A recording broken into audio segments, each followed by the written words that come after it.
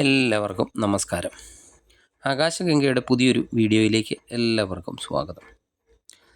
2026 പൂരാടം നക്ഷത്രക്കാർക്ക് എന്തൊക്കെ ഗുണദോഷ ഫലങ്ങളാണ് ഉണ്ടാകുന്നത് എന്നതിനെ പറ്റിയാണ് ഈ വീഡിയോയിലൂടെ പറയുന്നത്.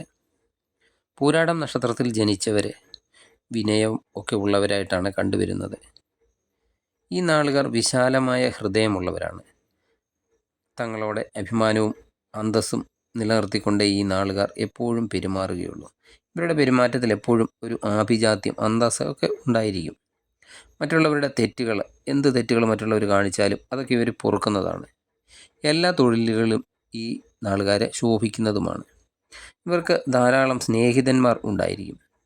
തങ്ങളുടെ വാദമുഖങ്ങളൊക്കെ സ്ഥാപിച്ചെടുക്കുന്നതിന് ഈ നാളുകാർ വീറോടെ വാദിക്കുകയും സൃഷ്ടിപരമായ നിർദ്ദേശങ്ങളും ഒക്കെ നിരത്തുന്നതാണ്. ഒരു കാര്യം വാദിച്ചെടുക്കണമെങ്കിൽ ഈ നാളുകാരെ കവിഞ്ഞിട്ട് മറ്റുള്ളവരുള്ളൂ. അതുപോലെ ഉപദേശിക്കാനും ഈ നാളുകാർ വളരെയധികം മിടുക്കരാണ്.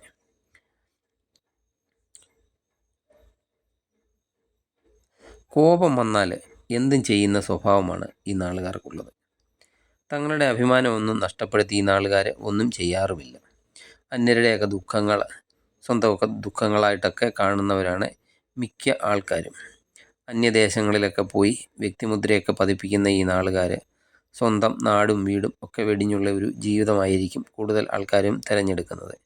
എന്നാൽ വിവാഹ ജീവിതം ഇവരുടെ വളരെ വൈകിയൊക്കെ ആയിരിക്കും കൂടുതൽ ആൾക്കാരുടെയും നടക്കുന്നത്. ദാമ്പത്യ ജീവിതം പൊതുവെ സംതൃപ്തകരമായിരിക്കും പൂരാട നക്ഷത്രക്കാരുടെ. കുടുംബത്തിൽ കൂടുതൽ ശ്രദ്ധയൊക്കെ ചെലുത്തുന്നവരാണ് ഈ നാളുകാർ. ഭാര്യ സാന്നിധ്യത്തിലൊക്കെ ഇവർ വളരെയധികം സന്തോഷകരമായിട്ടായിരിക്കും കണ്ടുവരുന്നത്. എന്നാൽ ഇടയ്ക്കിടയ്ക്ക് കലഹവും സ്വൈരക്കേടും ഒക്കെ ഉണ്ടാകുന്നതുമാണ്. കലാ സാംസ്കാരിക രംഗങ്ങളിലൊക്കെ ഈ നാളുകാരെ നല്ലതായിട്ട് ശോഭിക്കുന്നതായിട്ടും കണ്ടുവരുന്നുണ്ട്. 2026 ഈ നാളുകാർക്ക് ഗുണദോഷ സമ്മിശ്ര ഫലമായിട്ടാണ് പൊതുവെ കണ്ടുവരുന്നത്. ജനുവരി ഫെബ്രുവരി ഒക്കെ മാസമൊക്കെ ആകുമ്പോഴേക്കും ശത്രുക്കളിൽ നിന്നുള്ള ഉപദ്രവങ്ങളൊക്കെ കുറയുന്നതാണ്. അതുപോലെ പുതിയ വീടൊക്കെ സ്വന്തമാക്കാനൊക്കെ ആഗ്രഹിക്കുന്നവരാണെങ്കിൽ അതിനുള്ള അവസരങ്ങളൊക്കെ ഉണ്ടാകും. സുഹൃത്തുക്കൾ ചിലപ്പോൾ കുറച്ച് പേരെങ്കിലും അകന്നു പോകാനും സാധ്യതയുണ്ട്. അതുപോലെ ചിലവിൻ്റെ കാര്യത്തിലും അല്പം ശ്രദ്ധിക്കണം. ചിലവൊക്കെ വർദ്ധിച്ചേക്കാം. മുൻകോപവും പിടിവാശിയും ഒക്കെ ഒഴിവാക്കേണ്ട ഒരു സമയമാണ്. കുടുംബത്തിലെ സുഖവും സംതൃപ്തിയും ഒക്കെ നിലനിർത്താനായിട്ട് ശ്രമിക്കുന്ന ഒരു സമയം കൂടിയാണ്. അലസതയും ജനുവരി ഫെബ്രുവരി മാസത്തിൽ ഒഴിവാക്കേണ്ടതാണ്. അലസത മൂലം നിങ്ങൾക്ക് ചെയ്തു തീർക്കേണ്ട പല കാര്യങ്ങളും നിങ്ങൾ പിന്നത്തേക്ക് മാറ്റി വെക്കുന്ന ഒരു അവസരം ഉണ്ടായേക്കാം.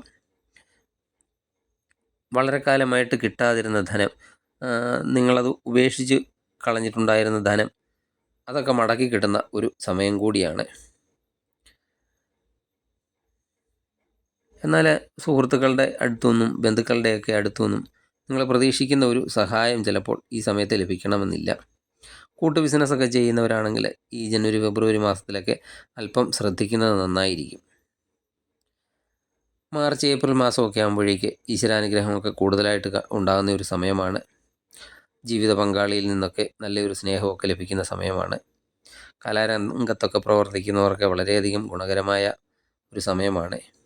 മേലുദ്യോഗസ്ഥരുടെ അടുക്കൽ നിന്ന് പ്രശംസയും ഒക്കെ നേടുന്ന ഒരു സമയം കൂടിയാണ്.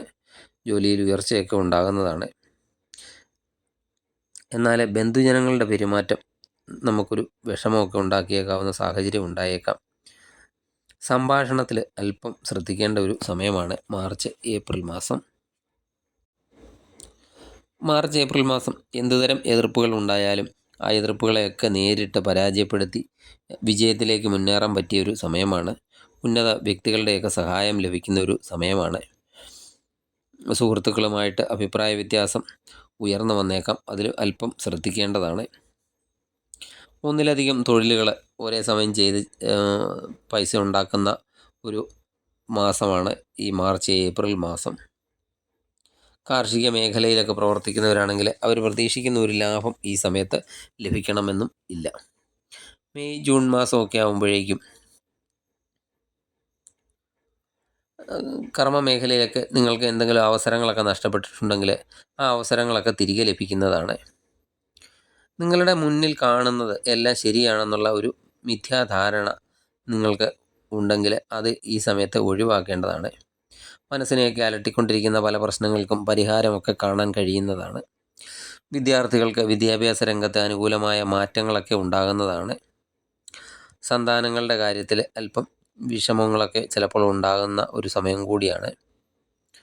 വീടൊക്കെ നിർമ്മിക്കുന്നവരാണെങ്കിൽ ഈ സമയത്ത് അവരുടെ പണിയൊക്കെ വളരെ നല്ല രീതിയിലൊക്കെ നടന്നു പോകുന്ന ഒരു സമയം കൂടിയാണ്. നിങ്ങളുടെ സഹോദരങ്ങളുടെയോ അല്ലെങ്കിൽ വീട്ടുകാരുടെയൊക്കെ ഭാഗത്തു നിന്ന് പ്രതീക്ഷിച്ച ഒരു സഹായമോ സഹകരണമോ ഒന്നും ഈ മെയ് ജൂൺ മാസത്തിൽ നിങ്ങൾക്ക് ലഭിക്കണമെന്നില്ല. നിങ്ങളുടെ മുൻകോപം ഈ സമയത്തും ഒഴിവാക്കി നിർത്തേണ്ടതാണ്. മുൻകോപം ഒഴിവാക്കിയില്ലെങ്കിൽ കുടുംബ ബന്ധത്തിൽ ചില വിള്ളലുകളൊക്കെ ഉണ്ടാകുന്നതാണ്. ജൂലൈ ആഗസ്റ്റ് മാസമൊക്കെ ആകുമ്പോഴേക്കും നിങ്ങളുടെ സന്താനങ്ങൾക്ക് വളരെയധികം മേന്മയുള്ള സമയമാണ്. ധനരംഗത്തൊക്കെ എന്തെങ്കിലും ബുദ്ധിമുട്ടൊക്കെ ഉണ്ടെങ്കിൽ അതൊക്കെ മാറിക്കിട്ടുന്ന ഒരു സമയം കൂടിയാണ്. പൊതുരംഗത്തൊക്കെ പ്രവർത്തിക്കുന്നവരാണെങ്കിൽ വളരെയധികം നേട്ടമുണ്ടാക്കാൻ പറ്റുന്ന ഒരു സമയമാണ്. വ്യാപാരമൊക്കെ ചെയ്യുന്നവർക്കും വളരെയധികം അനുകൂലമായ സമയമാണ്.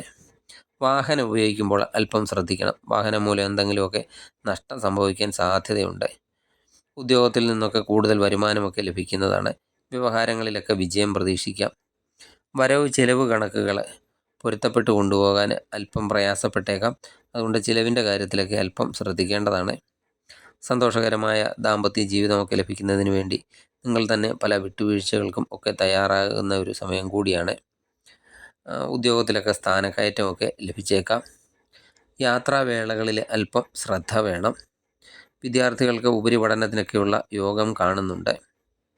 വരുമാനത്തിൽ നല്ലൊരു ശതമാനം തന്നെ നിങ്ങൾക്ക് എന്തെങ്കിലും കടമോ ഒക്കെ ഉണ്ടെങ്കിൽ അതൊക്കെ വീട്ടാനായിട്ട് ഉപയോഗിക്കുന്ന ഒരു സമയം കൂടിയാണ്. അതുപോലെ ശ്രദ്ധിക്കേണ്ട ഒരു കാര്യം, മറ്റുള്ളവരുടെ കാര്യത്തിൽ അനാവശ്യമായിട്ട് ഇടപെടരുത്.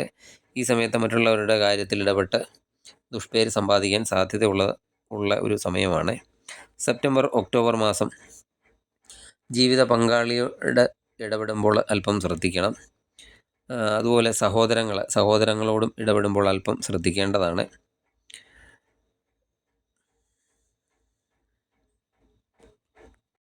വാക്കും മുൻകോപവും ഒക്കെ ഈ സമയത്ത് ശ്രദ്ധിച്ച് ഉപയോഗിക്കേണ്ടതാണ്. മുൻകോപം ഒഴിവാക്കി നിർത്തണം.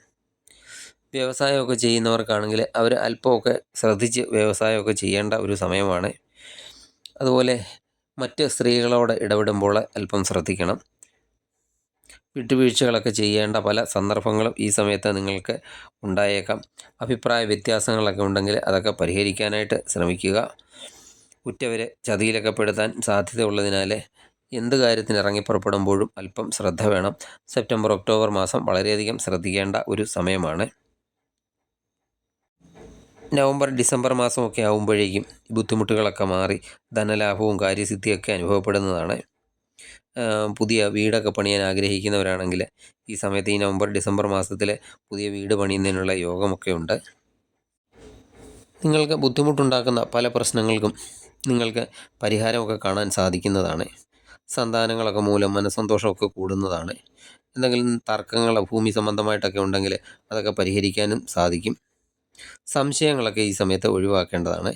ഉന്നത വ്യക്തികളുമായിട്ടൊക്കെയുള്ള സൗഹൃദ ബന്ധം നിങ്ങൾക്ക് വളരെയധികം ഗുണം ചെയ്യുന്ന ഒരു സമയമാണ് നവംബർ ഡിസംബർ മാസം.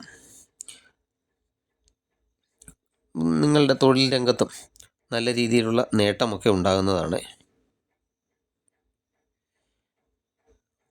എന്നാൽ ഈ സമയത്ത് ചിലപ്പോൾ ശത്രുക്കളുടെ ഒരു ഭയം നിങ്ങളെ അലട്ടിക്കൊണ്ടിരിക്കും. നിങ്ങൾ യാതൊന്നും പേടിക്കേണ്ട ആവശ്യമില്ല. നവംബർ ഡിസംബർ മാസം വളരെയധികം ഗുണകരമായ സമയമാണ്. ഈശ്വരാനുഗ്രഹമൊക്കെ കൂടുതലായിട്ടുള്ള ഒരു സമയം തന്നെയാണ്.